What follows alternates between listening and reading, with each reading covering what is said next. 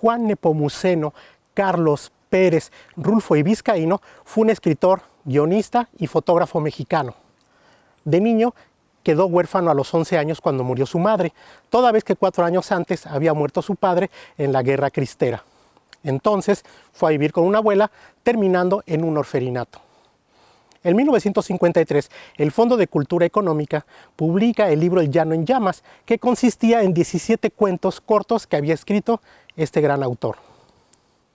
En 1955 se publica su máxima obra, Pedro Páramo, que había derivado de una serie de cuentos que había estado publicando en diversas publicaciones, como Una estrella cerca de la luna y Los murmullos. Juan Rulfo fue considerado como uno de los grandes escritores de la novela revolucionaria y se le consideraba su estilo como realismo mágico, toda vez que involucraba ciertos elementos sobrenaturales o misteriosos en sus obras, que versaban principalmente sobre la vida rural en México, los pobres, los campesinos y el abuso del poder y de la iglesia. Antes de morir en los años 80, se publicó un tercer libro, El Gallo de Oro, el cual fue una publicación descuidada y que tuvo muchos errores. Una versión más corregida y más cuidada se publicó hasta el año 2010. Varias de las obras y de los cuentos de Juan Rulfo han sido llevados a la pantalla grande.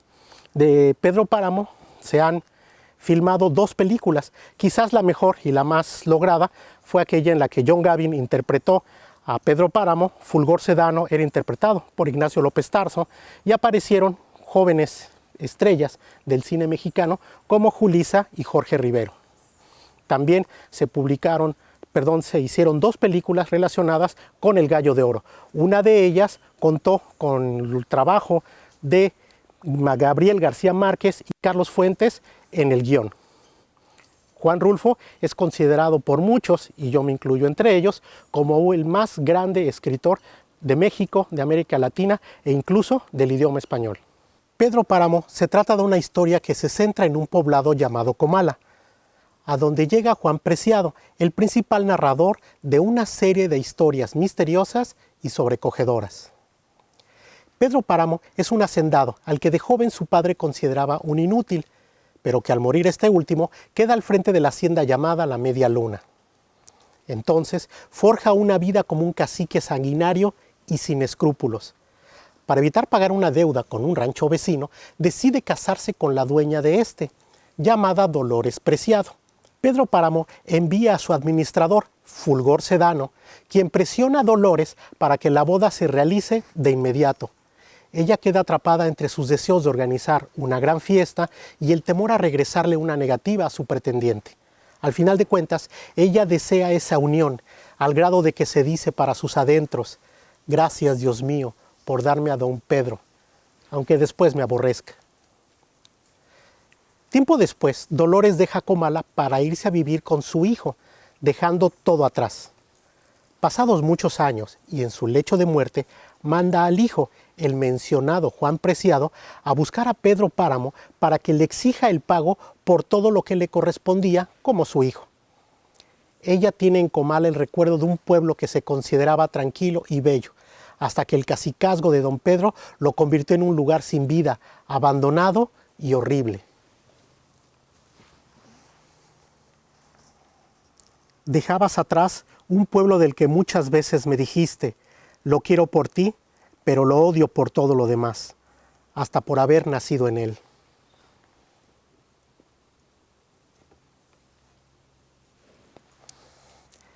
Llama la atención que Juan Rulfo haya escogido llamar a este siniestro personaje como Pedro Páramo, que podría traducirse como piedra o roca en el desierto, aunque en el libro constantemente se hace referencia a fuertes aguaceros que azotan la región. Lo anterior hace ver a don Pedro, como gusta que lo llamen, como un hombre duro y sin escrúpulos, que no vacila en lograr lo que desea a costa de lo que sea, aunque destruya todo a su alrededor. De sus andanzas como mujeriego, violador y asesino, nacen 2 hijos, además de Juan Preciado. Uno de ellos es Abundio Martínez, un arriero que guía a Juan Preciado a los linderos de Comala. Y Miguel Páramo, a quien don Pedro acepta como su hijo y con quien vive en la media luna. Miguel Páramo es igualmente un ser despreciable, odiado y temido. Entre sus delitos se incluye la muerte del hermano del cura para abusar de su hija. Es por ello que el propio párroco se niega a darle la absolución al morir tras caer del caballo por intentar saltar una barda. Termina por perdonarlo a cambio de unas monedas que le da don Pedro. Inclusive habla después con su sobrina tratando de poner en duda el testimonio de ella en un esfuerzo personal por justificar el haber aceptado el dinero. A final de cuentas se dice a sí mismo que estuvo bien en aceptar las monedas, porque los pobres no dan para comer. Igualmente son cómplices del cacique, su mano derecha, Fulgor Sedano, que gusta de armar pleitos y servir al patrón, así como su abogado, que acalla con dinero a las mujeres abusadas por don Pedro y su hijo Miguel, diciéndole cosas como: date de buenas que vas a tener un hijo güerito. Pedro Páramo llama a la viuda Susana a vivir con él. Ella era su gran amor desde la infancia, y él llegó a ser capaz hasta de matar al padre de ella para llevarla a vivir a su hacienda. Susana está agobiada por sus sueños y su demencia, por lo que vive encerrada sin ver más que a su cuidadora. Ello atormenta aún más a don Pedro, quien al final prefiere una vida de sufrimiento, sin amor ni atención, pero cerca de Susana. Hacia el final de la novela, los revolucionarios llegan a Comala y don Pedro halla la manera de sobornarlos y ganarse su confianza, todo tras darse cuenta hábilmente de que se trata de un grupo de hombres sin ideales e ignorantes del movimiento revolucionario al que dicen pertenecer. Cuando les pregunta por qué se unieron a la revolución, la respuesta del cabecilla de grupo es: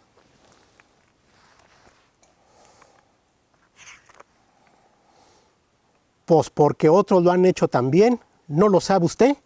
Aguárdenos tantito a que nos lleguen instrucciones y entonces le averiguamos la causa. Por lo pronto, ya estamos aquí.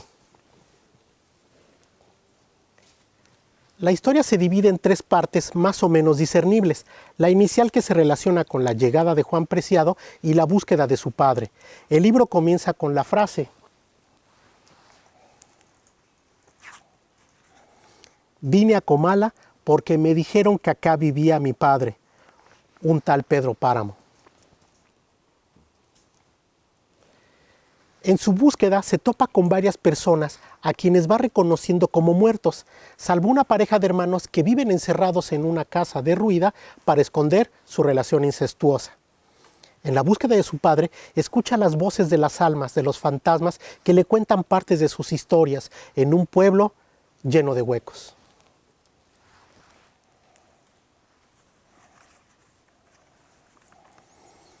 Tal parece que estuvieran encerrados en el hueco de las paredes o debajo de las piedras. Cuando caminas, sientes que te van pisando los pasos. Oyes crujidos, risas, unas risas ya muy viejas, como cansadas de reír, y voces desgastadas por el uso. Todo eso oyes. Una segunda parte se centra en la muerte de Miguel, la relación con el párroco y el rapto de Susana hasta su muerte. Al morir esta, replican las campanas por 3 días y la gente pasa de la extrañeza a la desesperación. Finalmente se piensa que es temporada de fiesta y las calles se llenan de bullicio, llegando incluso gente y feria de otros pueblos. Ello ofende a don Pedro, quien decide castigar al pueblo con su muerte. Me cruzaré de brazos y Comala se morirá de hambre. Y así sucede. Así convierte un vergel en el páramo que lleva en el nombre. Sobre el personaje central, el propio Juan Rulfo lo describe como humano en torno a la figura de su amada. Susana San Juan era el único símbolo de redención que le quedaba, la única forma tangible y hermosa por la cual cometió tantas atrocidades. En ese sentido, el libro bien podría ser una historia de amor. Amor maldito, pero amor al fin y al cabo. La tercera parte narra desde la llegada de los revolucionarios hasta la muerte de don Pedro.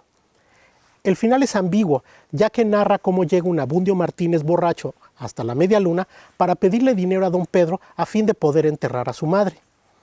Ahí, sin darse cuenta, saca un cuchillo y mata al cacique, su propio padre. Entonces llegan los hombres de don Pedro y se llevan al infeliz Abundio. Por otra parte, termina el relato cuando Pedro Páramo se levanta apoyado en su criada Damiana para ir a almorzar, pero cae y se desmorona como un montón de piedras, tal vez indicando una muerte lenta y dolorosa. Por otro lado, la novela se divide en una parte inicial que es narrada por Juan Preciado desde su llegada hasta su muerte en la calle. Entonces es enterrado junto a Dorotea, quien le acompaña por varios pasajes del relato, y escucha de cerca a Susana moverse desde su entierro. Ello indica que Juan Preciado narra la historia desde su tumba. La segunda parte del libro es narrada por el propio Pedro Páramo. La novela está escrita en raconto, o narración preactiva, donde se intercalan escenas en diferentes tiempos como escenas retrospectivas del pasado. Se trata de pequeños segmentos que narran momentos precisos intercalados sin orden cronológico, saltando entre el presente y el pasado. Ello obliga a veces al lector a regresar en la lectura para identificar algunos momentos, a fin de no perder el hilo de la historia. Ello le da a la novela un aire aún más misterioso. Por sus relatos, se entiende que los personajes son más bien pasivos, no tomando acciones concretas, sino simplemente narrando, recordando y atestiguando los acontecimientos que se van describiendo.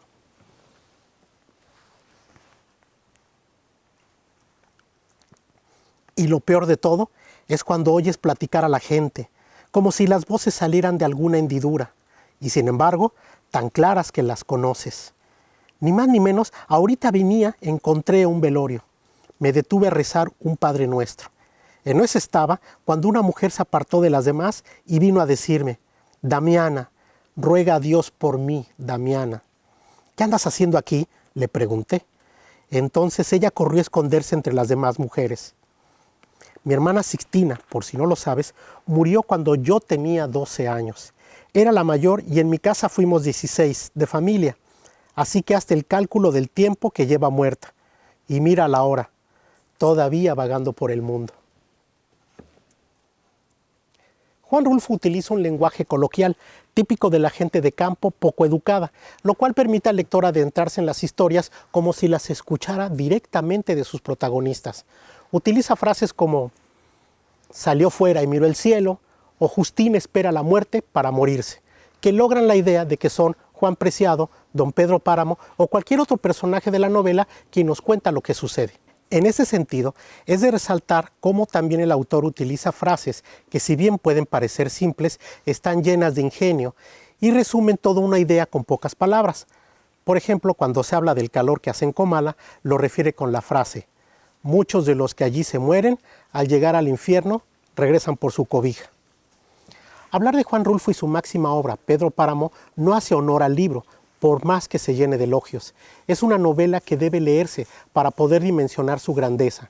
Sus 90 páginas parecen muy pocas, ya que es de esos relatos que no pueden dejarse inconclusos. Inclusive, al terminar su lectura, dan ganas de volverlo a leer. Sobre el hecho de que Rulfo no escribió más libros, hay varias teorías. Por un lado, en la época había una especie de moda por la crítica política, lo que al autor no le interesaba. Por otro lado, lo que intentaba escribir lo llevaba irremediablemente de regreso a Pedro Páramo, lo que le era difícil de sobrellevar. Por otra parte, Rulfo decía que su tío Celerino, quien existió realmente, era el que le contaba las historias. Y pues como ya había muerto, ya se habían acabado las historias que contar. También se sabe que a Rulfo la Fundación Guggenheim le negó una beca de escritores, por lo que no pudo financiar más escritos. Pero fue su amigo, el también escritor Juan José Arriola, quien describió la falta de más libros de Rulfo de la mejor manera. Nadie puede continuar su obra, ni él mismo se atrevió a hacerlo. Muchos han sido los grandes escritores que han reconocido la grandeza de la obra de Juan Rulfo. Borges dijo que Pedro Páramo era una de las mejores obras de toda la literatura. Para Susan Sontag no solo era una de las grandes obras maestras de la literatura, sino uno de los libros más influyentes del siglo XX. Gabriel García Márquez contaba la anécdota de cuando conoció a Pedro Páramo, el día que Álvaro Mutis le dio un ejemplar diciendo: «Lea esta vaina, carajo, para que aprenda». Esa noche no pudo dormir hasta que terminó la segunda lectura. No había sentido tremenda conmoción desde que leí La Metamorfosis de Kafka 10 años atrás, dijo. Al día siguiente leí El llano en llamas y el asombro permaneció intacto. No quisiera dejar de mencionar las palabras de Carlos Monsiváis, quien expresó sobre la obra de Rulfo: ya no se escucha sino el silencio de las soledades. Admirar profundamente a un gran narrador es todavía un lujo a nuestro alcance.